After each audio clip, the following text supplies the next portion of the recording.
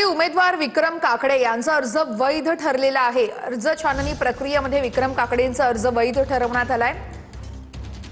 राष्ट्रवादीचे उमेदवार विक्रम काकडे यांचा अर्ज अखेर वैध ठरवण्यात आलेला आहे। या संदर्भातले अपडेट्स देतात प्रदीप कापसे आमचे प्रतिनिधी। प्रदीप, निवडणूक निर्णय अधिकाऱ्यांकडे आज अर्जाची छाननी प्रक्रिया जी आहे पार पडलेली आहे आणि यामध्ये राष्ट्रवादी काँग्रेसचे उमेदवार विक्रम काकडे यांचा अर्ज जो आहे तो वैध ठरवण्यात आलेला आहे। शरद पवार गटानं सुद्धा यामध्ये आक्षेप घेण्यात आलेला होता, मात्र तो आक्षेप फेटाळून लावल्यानंतर विक्रम काकडे यांचा अर्ज वैध ठरवण्यात आलेला आहे। सगळ्यात महत्त्वाचं म्हणजे की राष्ट्रवादी काँग्रेसकडून 2 उमेदवार जे आहेत ते देण्यात आलेले होते। एक सबस्टिट्यूट म्हणून सुनील टिंगरेंचा अर्ज होता, मात्र ज्यावेळेस पहिला उमेदवार अधिकृतरित्या वैध ठरतो त्यानंतर दुसऱ्या उमेदवाराचं अर्जावर पक्षाचं अस्तित्व आहे ते संपतं। त्यामुळे आता राष्ट्रवादी काँग्रेसचे अधिकृत उमेदवार हे विक्रम काकडे हेच असतील, आता यावरती शिक्कामोर्तब झालेला आहे।